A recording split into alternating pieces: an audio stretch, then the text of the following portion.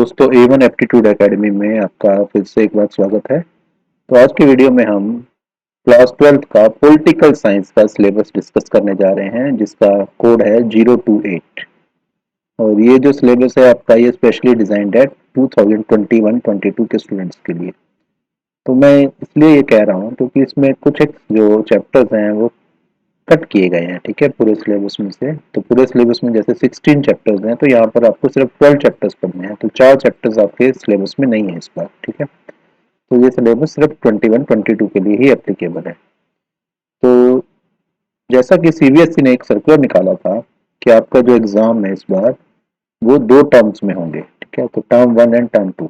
तो टर्म 1 और टर्म 2 का सिलेबस भी अलग अलग है, और टोटल जो 80 मार्क्स हैं आपके सब्जेक्ट के वो इक्वली डिवाइडेड है टर्म 1 एंड टर्म 2 में। तो 40 मार्क्स का आपका टर्म 1 है और 40 मार्क्स का ही टर्म 2 है। लेकिन जो टर्म 1 है उसमें आपके सिर्फ एमसीक्यू आएंगे, ठीक है, मल्टीपल चॉइस क्वेश्चंस आपको ओएमआर शीट के ऊपर बबल फिल करने होंगे, ठीक है। और जो टर्म 2 है उसमें ऑब्जेक्टिव टाइप नहीं आएंगे, ओनली सब्जेक्टिव टाइप क्वेश्चन आएंगे, that mean short answer long answer type question आएंगे। तो आपको जो प्रिपरेशन करनी है इसी तरह से करनी है कि आपको टर्म 1 के लिए एमसीक्यू की प्रिपरेशन करनी है और टर्म 2 के लिए आपको सब्जेक्टिव पेपर की प्रिपरेशन करनी है। तो अब एमसीक्यू जो क्वेश्चंस हैं वो कितने आप कर लेंगे, ठीक है। तो थोरली आपको स्टडी करना पड़ेगा, ठीक है, ताकि कोई भी फैक्टर आपका रह ना जाए। तो मार्केट के अंदर कुछ एक स्पेशलाइज्ड बुक्स भी अवेलेबल हैं जो स्पेशली डिजाइन की गई हैं, ठीक है, इसी सिलेबस के हिसाब से। तो मैंने उन बुक्स की लिस्ट बना दी है, डिस्क्रिप्शन बॉक्स में आप चेक कर सकते हैं, उन लिस्ट को परचेज कर सकते हैं, ठीक है। तो वो काफ़ी हेल्पफुल रहेंगी आपके लिए। तो अभी हम देख लेते हैं कि हमारा सिलेबस क्या है टर्म 1 का और टर्म 2 का। सबसे पहले हम चैप्टर देख लेते हैं और कितने कितने मार्क्स का वो चैप्टर आना है, ठीक है। तो देखिए, जैसा आपका पॉलिटिकल साइंस में दो पार्ट्स में सिलेबस होता है, part A and part B. तो पार्ट ए आपका जो है हमारी वर्ल्ड पॉलिटिक्स होती है और पार्ट बी जो है इंडियन पॉलिटिक्स होती है, ठीक है, मोटा मोटा हम ये बोल सकते हैं वर्ल्ड पॉलिटिक्स और इंडियन पॉलिटिक्स। तो टर्म 1 में भी आपका कंबाइंड आएगा, जैसे 3 चैप्टर्स तो आपके आएंगे वर्ल्ड पॉलिटिक्स से और 3 चैप्टर्स ही इंडियन पॉलिटिक्स से आएंगे। तो सबसे पहले हम देखते हैं टर्म 1 का सिलेबस। तो टर्म 1 में जैसा कि आप देख पा रहे हैं, तो फर्स्ट चैप्टर जो आपका आना है वो है कोल्ड वार इरा, ठीक है। तो ये वर्ल्ड पॉलिटिक्स के चैप्टर हैं, कोल्ड वार इरा, ठीक है, जो शीत युद्ध था हमारा, शीत युद्ध के टाइम का जो युग है, ठीक है, इरा होता है युग, वार होता है युद्ध, ठीक है, शीत युद्ध युग ऐसे कह सकते हैं आप, ठीक है। और दूसरा क्या है, नॉन अलाइंड मूवमेंट, ठीक है। तो नॉन अलाइंड मूवमेंट, ठीक है, हम किसी के साथ नहीं रहेंगे, ठीक है, नॉन अलाइंड मतलब किसी के साथ अलाइंड नहीं है, ठीक है। तो ये नेहरू जी का काफी योगदान था इसमें नॉन अलाइंड मूवमेंट में, ठीक है। तो इंडिया उस टाइम नॉन अलाइंड मूवमेंट में शामिल था, ठीक है। तो क्योंकि दो पोल्स थे, ठीक है, एक तो अमेरिका था, दूसरा था यूएसएसआर, ठीक है। तो उस टाइम रशिया अलग नहीं था, यूएसएसआर का पार्ट था। तो ये दो पोल्स थे, तो इंडिया ने इन दोनों में से किसी को भी चूज नहीं किया था। तो India was a part of non aligned movement, NAM बोलते हैं जिसको। तो ये सब 6 मार्क्स का आपका आएगा। उसके बाद आए थे हम द एंड ऑफ, ठीक है, बाइपोलैरिटी। तो जैसे मैंने आपको बताया, बाइपोलैरिटी मतलब दो जो थे, दो धड़े थे, ठीक है, दो पोल्स थे, एक तो अमेरिका हो गया, दूसरा यूएसएसआर था, ठीक है। तो इनका एंड हो गया। एंड क्यों हुआ? क्योंकि रशिया जो है अलग हो गया, ये सब टूट गया, यूएसएसआर टूट गया बेसिकली। तो जब यूएसएसआर टूट ही गया तो वो पोल खत्म हो गया, ठीक है। तो उसके बाद सिर्फ जो अमेरिका ही था जो सबसे शक्तिशाली हो गया। तो एंड ऑफ बाइपोलैरिटी वहां से हो गया। तो ये आपका फिर से 8 मार्क्स का है ये, ठीक है। उसके बाद थर्ड चैप्टर देखिए। तो थर्ड चैप्टर आपका है United Nations and it's organisations, ठीक है। आपको पता है यूएनओ बना था, ठीक है, क्योंकि world war first, world war second, ठीक है, तो उसके बाद यूएनओ बना दिया गया ताकि वो वार ना हो आगे, ठीक है, सभी जो कंट्रीज हैं वो मिलजुल के रहे। तो अब यूएनओ क्या है और उसके आगे डिफरेंट ऑर्गेनाइजेशंस क्या क्या हैं, तो वो आपको स्टडी करना है। तो ये 6 मार्क्स का है, ठीक है। तो बेसिकली 3 चीजें हो गई इसमें। पहला तो कोल्ड वार है और दूसरा आपका नॉन जो कोल्ड वार खत्म हो गई है, ठीक है, एंड हो गया। उसके बाद तीसरा यूनाइटेड नेशन है। तो इस तरह से आपको स्टडी करना है यहाँ पर। तो बेसिकली ये हिस्ट्री भी है इसमें काफी सारी, ठीक है। तो वैसे तो पॉलिटिकल साइंस के अंदर आ रहा है, लेकिन ये जो है तो हिस्ट्री सारी की सारी, तो उस टाइम क्या हुआ था। अब हम पार्ट बी में आ जाते हैं। तो पार्ट बी में हमारे पास जो इंडियन पॉलिटिक्स है, तो इंडियन पॉलिटिक्स में सबसे पहला चैप्टर है challenges of national building, nation building, ठीक है। तो नेशन बिल्डिंग में क्या क्या चैलेंजेस हैं। उसके बाद आता है planning and development, planning and development. और तीसरा क्या है, इंडियाज फॉरेन पॉलिसी, इंडिया की जो फॉरेन पॉलिसी है वो क्या है। तो ये सभी के सभी हमारे, तो पहला है 8 मार्क्स का, दूसरा 4 मार्क्स का और तीसरा 8 मार्क्स का। ठीक है, तो ये हमारा पार्ट जो हमारा टर्म 1 का सिलेबस होगा, जो मल्टीपल चॉइस क्वेश्चन आने हैं। ठीक है, तो इसका मीनिंग ये हो गया कि हमने 6 चैप्टर्स कर लिए यहाँ। अब हम टर्म 2 पे आते हैं, तो टर्म 2 आपका सब्जेक्टिव टाइप है, तो इसमें देख लेते हैं कौन कौन से चैप्टर्स आने हैं। तो यहाँ पर पहला चैप्टर है जो वर्ल्ड पॉलिटिक्स से रिलेटेड है, वो है न्यू सेंटर्स ऑफ पावर। ठीक है, तो अब नए सेंटर बन गए। ठीक है, आपको पहले ऊपर बताया कि पहले तो क्या था, बाइपोलैरिटी थी, तो बाइपोलैरिटी में क्या हो गया, अब यूएसएसआर टूट गया। ठीक है, तो अमेरिका ही रह गया, यूनिपोलर सिस्टम रह गया इतना। अब लेकिन नए सेंटर्स ऑफ पावर आ गए। ठीक है, तो वो आपको स्टडी करने हैं यहाँ पर। उसके बाद आता है साउथ एशिया एंड, ठीक है, the south Asia and contemporary world. हम जो है साउथ एशिया में है। ठीक है, हमें इंडिया जो है साउथ एशिया का पार्ट है, तो हमें साउथ एशिया के बारे में स्टडी करनी है, साउथ एशिया और उसके साथ वर्ल्ड। ठीक है, ये 6 मार्क्स का आता है। देन ग्लोबलाइजेशन, ग्लोबलाइजेशन भी 6 मार्क्स है। ठीक है, तो वसुधैव कुटुंबकम टाइप का हमारा तो पहले से वो नजरिया रहा है। ठीक है, तो लेकिन अब क्या ग्लोबलाइजेशन होता जा रहा है, हर एक जो चीज है वो ग्लोबल है।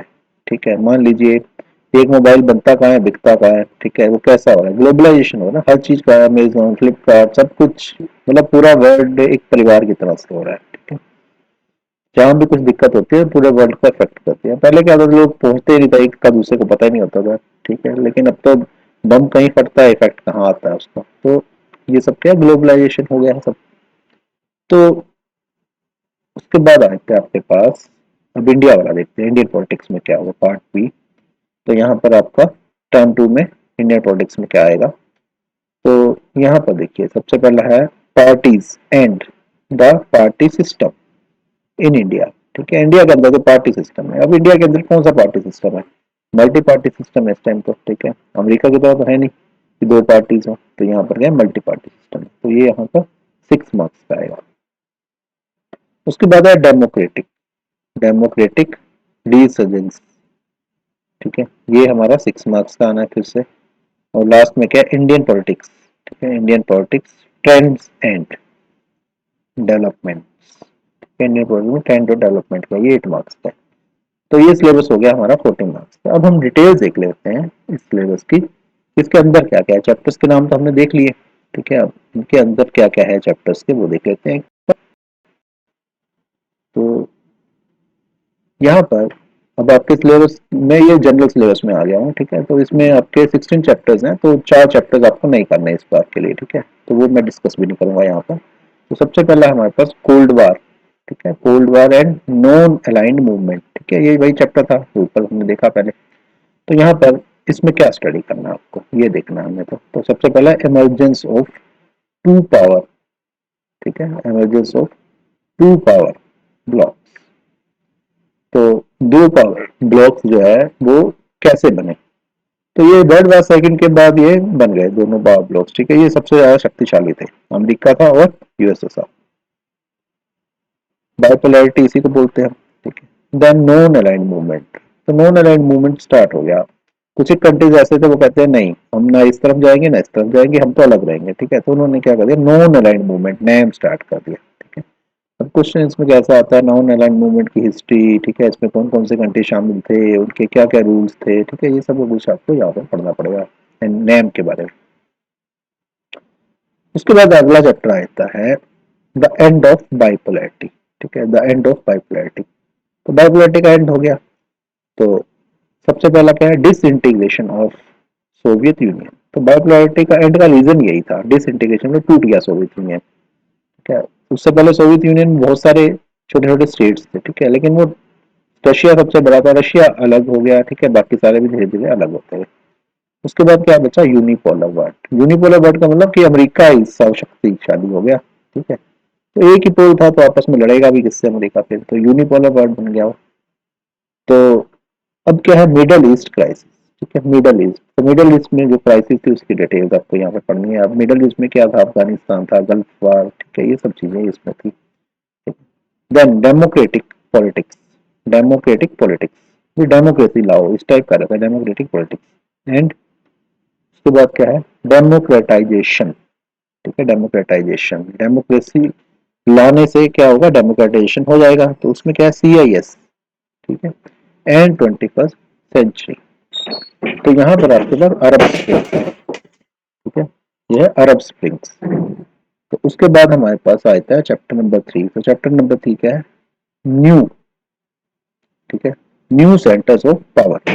तो नए पावर सेंटर बन गए, जैसे अमेरिका और रशिया था पहले, अमेरिका और USSR था। ठीक है, लेकिन यूनिपोलर हुआ जैसे वर्ल्ड, तो फिर उसके बाद नए पावर सेंटर बन गए। अब नए पावर सेंटर कौन कौन से थे, तो एक कंट्री तो बना नहीं सकता क्योंकि इतना कोई पावरफुल कंट्रीज नहीं थे। ठीक है, लेकिन वो मिल के उन्होंने ऑर्गेनाइजेशन बना ली। तो कौन कौन सी ऑर्गेनाइजेशन बनी इस टाइम पर, वो हमें देखना पड़ेगा।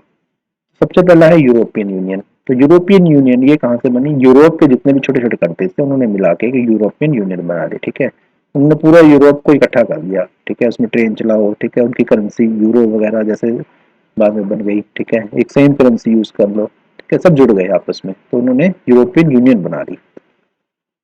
उसके बाद एक बनी एशियान। ठीक है, एशियान, तो एशिया साइड में ये बन गए एशियान। ठीक है, फिर सार्क बन गई, जैसे इंडिया भी सार्क का एक हिस्सा है। ठीक है, साउथ एशिया, सार्क मतलब साउथ एशिया वाले। देन ब्रिक्स बन गई। ठीक है, तो ब्रिक्स में ब्राजील, ठीक है, ये सब कंट्रीज हमारे पास। ठीक है, ब्रिक्स बन गए।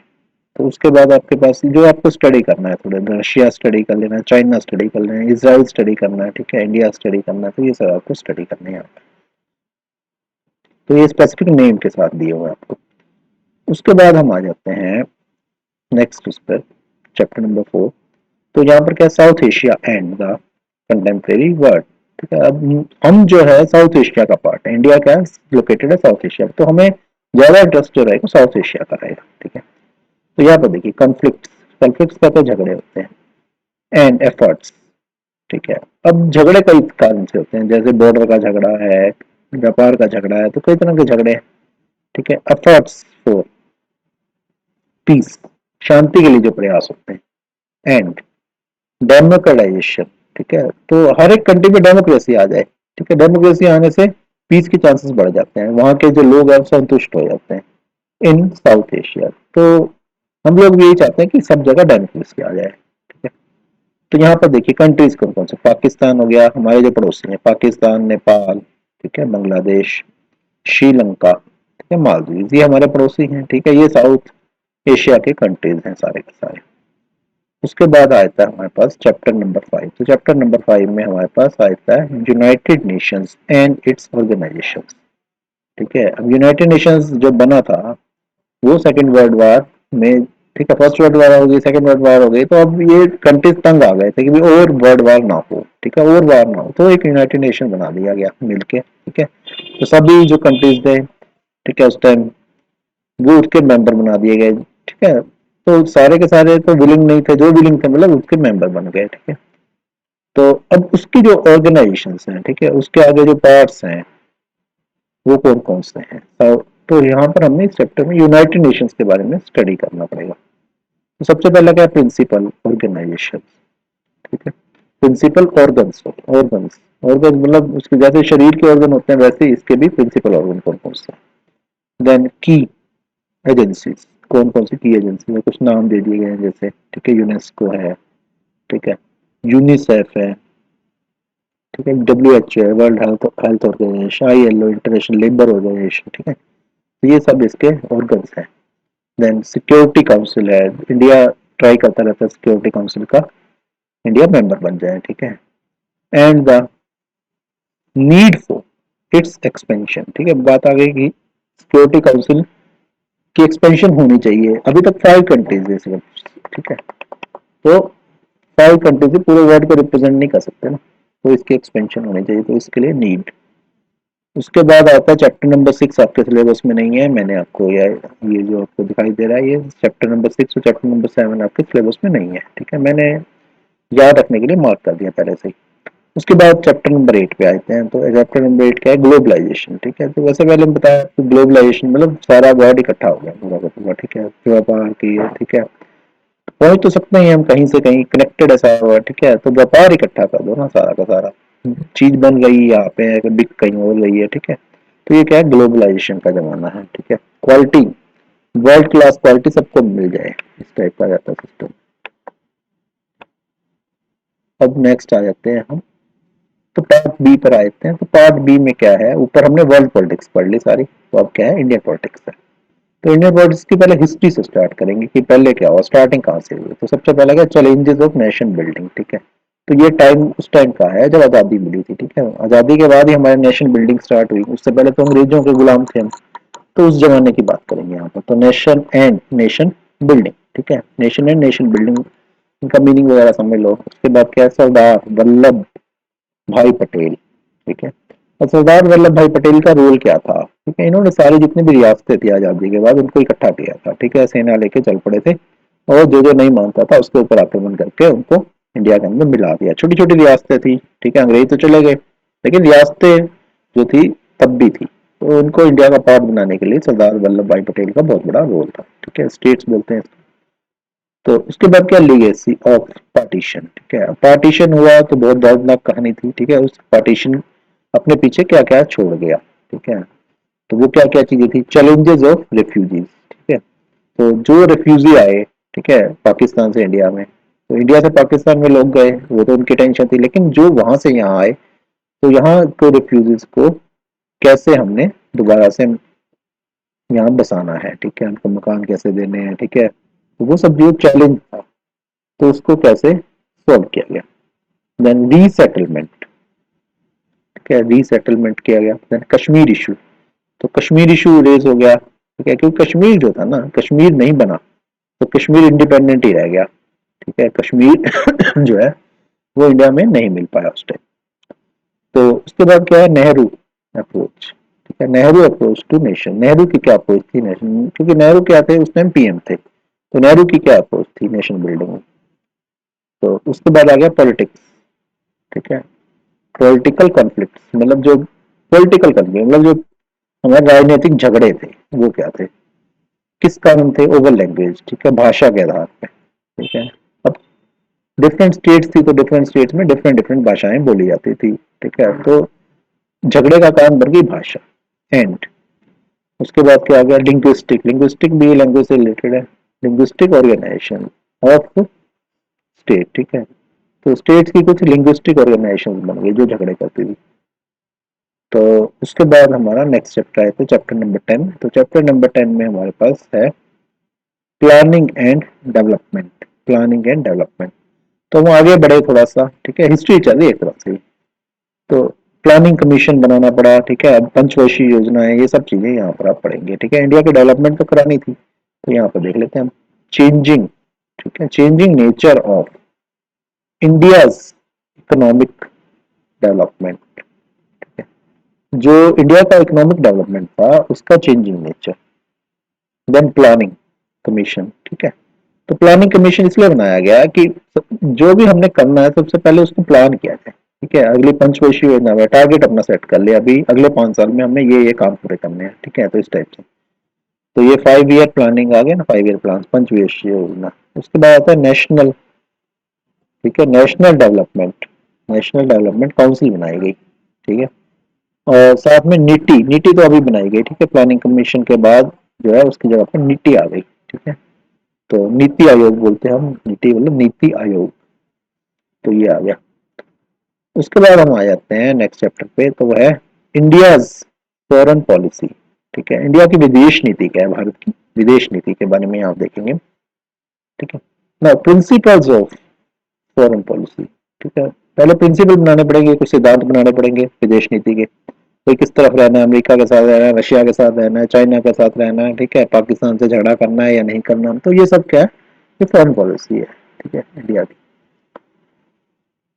तो जैसे अभी जैसे अफगानिस्तान में टेंशन चल रही है, तो वहां की गवर्नमेंट को हमने मानना है या नहीं मानना, तो ये फॉरेन पॉलिसी का ही मैटर रहता है ना सारा। इसराइल के साथ रहना है, फिलिस्तीन के साथ रहना है, या दोनों के साथ रहना है, ठीक है। बैलेंस बना के इंडिया एक्चुअली बैलेंस बना के चलता है ना।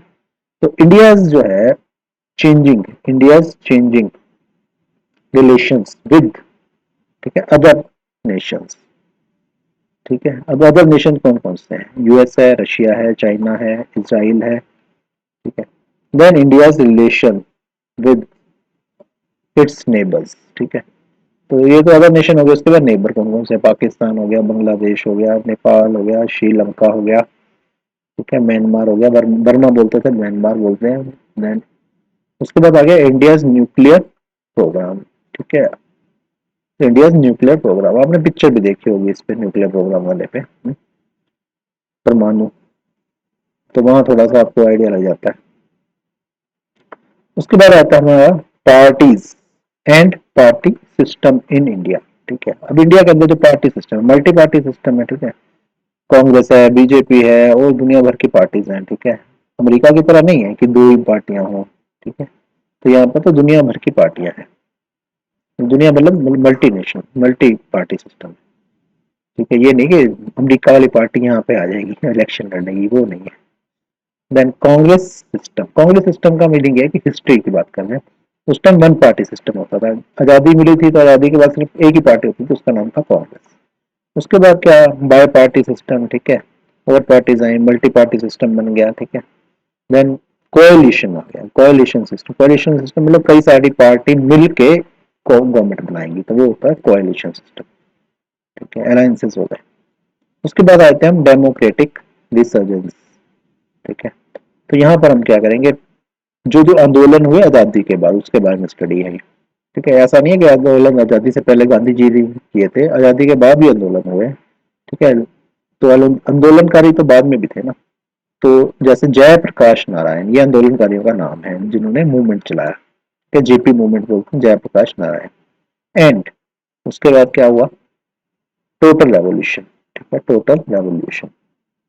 देन राम मनोहर लोहिया, ये भी आंदोलनकारी थे, राम मनोहर लोहिया। एंड सोशलिज्म, ठीक है, ये सोशलिस्ट थे। देन आए थे हमारे पास पंडित दीनदयाल उपाध्याय, ठीक है, इन्होंने भी आंदोलन चलाया, ठीक है। तो यहाँ पर क्या था, इंटीग्रल ह्यूमनिज्म। देन आया था हमारा नेशनल इमरजेंसी, नेशनल इमरजेंसी जो इंदिरा गांधी ने लगाई थी, इंदिरा गांधी के टाइम पर नेशनल इमरजेंसी लगी थी, ठीक है। तो उसके बारे में स्टडी करना है, इमरजेंसी लगाने के कारण, ठीक है, क्या क्या हुआ था इमरजेंसी के दौरान, लोगों के ऊपर क्या प्रभाव पड़ा था, वो सब चीजें इसमें स्टडी करना। देन डेमोक्रेटिक अपसर्ज, ये हमें स्टडी करना है यहाँ पर, डेमोक्रेटिक अपसर्ज। तो यहाँ पर क्या है, पार्टिसिपेशन ऑफ, ठीक है, पार्टिसिपेशन ऑफ द एडल्ट्स, ठीक है। एडल्ट क्या होते हैं, बूढ़े लोग होते हैं, बड़े वाले, बूढ़े वाले, ठीक है। देन क्या आता है दूसरा, बैकवर्ड, बैकवर्ड मतलब पिछड़े वाले। और तीसरा क्या, यूथ, यूथ मतलब युवा। तो इन सबका पार्टिसिपेशन। उसके बाद हमारे पास जो चैप्टर नंबर 14 नहीं है सिलेबस में, ठीक है, मार्क किया हुआ पहले से ही, चैप्टर नंबर 14 सिलेबस में नहीं है आपका। देन चैप्टर नंबर 15 भी नहीं है, तो एक चैप्टर बचता है लास्ट वाला, चैप्टर नंबर 16। तो इसमें देखते हैं हम इंडियन पॉलिटिक्स, ठीक है, सारा पॉलिटिक्स के बारे में, ट्रेंड्स एंड, ठीक है, डेवलपमेंट। तो इंडियन पॉलिटिक्स का ट्रेंड्स एंड डेवलपमेंट, टाइम के साथ साथ कैसे कैसे डेवलप होती है इंडियन पॉलिटिक्स। तो यहाँ पर जहां से हमने पीछे छोड़ा था वहां आगे चल जाएंगे। तो इरा, इरा मतलब युग, इरा ऑफ कोएलिशन, ठीक है, कोएलिशन गवर्नमेंट का इरा आ गया, ठीक है। एक पार्टी को पूरा का पूरा बहुमत नहीं मिलता जब, तो कई कई पार्टियां जुड़ जुड़ के गवर्नमेंट बनाती है, तो उसको बोलते हैं कोएलिशन गवर्नमेंट। तो इसमें देखिए नेशनल फ्रंट, ठीक है, ये पार्टीज थी। तो पहले तो देखिए आपने कांग्रेस था, कांग्रेस थी, ठीक है। अब ये पार्टीज आ गई, नेशनल फ्रंट, ठीक है, यूनाइटेड फ्रंट आ गई। Then United Progressive Alliance, UPA बोलते हैं। तो यूपीए, अब यूपीए जो थी ना, ये मेन उसमें कौन थी, कांग्रेस ही थी यूपीए में, ठीक है। कांग्रेस ने अपने साथ और पार्टीज को मिला के यूपीए बना लिया, उसका नाम दे दिया यूनाइटेड प्रोग्रेसिव अलायंस, ठीक है। अब यूपीए में 1 और 2, मतलब यूपीए 2 बार आई तो उसको जो टाइम था ना, उसको यूपीए 1 और यूपीए 2 बोल देते हैं अलग करने के लिए। उसके बाद आती है नेशनल डेमोक्रेटिक अलायंस, ठीक है। अभी जो बीजेपी कहते हैं ना, बीजेपी चल रही है, ठीक है, तो ये एनडीए है एक्चुअली। तो एनडीए में बीजेपी मेन पार्टी है, दूसरी बाकी पार्टी शामिल है। तो इसमें कितने हो गया, 1 2 3 और 4, ठीक है, 4 बार ये सारा कुछ सिस्टम आपको एनडीए का 4 बार कप्तान है। देन इश्यूज ऑफ, ठीक है, इश्यूज ऑफ डेवलपमेंट, डेवलपमेंट के लिए क्या क्या इश्यूज हैं। और साथ में हमारे पास जो है